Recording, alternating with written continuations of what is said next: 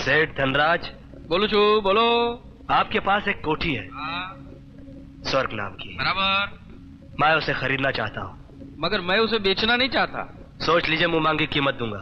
मैं फिर भी तैयार नहीं हूँ। 50 में भी नहीं? अरे भैया 55 में भी नहीं। 60 में? तब समझता क्यों नहीं? मैंने बोल दिया ना आपको। 70 में? कौन सा आप बोल रहे हैं? 80?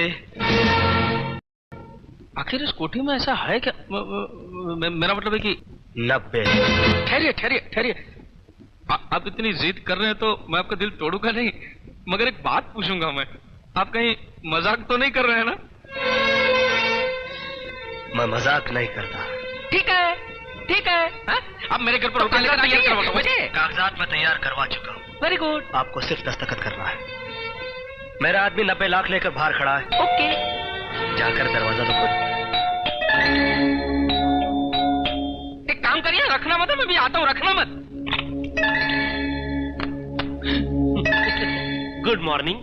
ये रहे आपके कागजात और ये रहे आपके 90 लाख।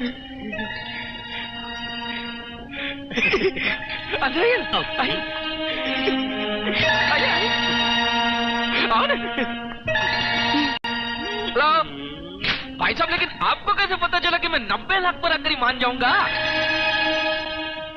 मुझे आदमी की औकात का अंदाजा है धनराज। मैं जानता हूँ कौन कहाँ आकर टूट सकता है।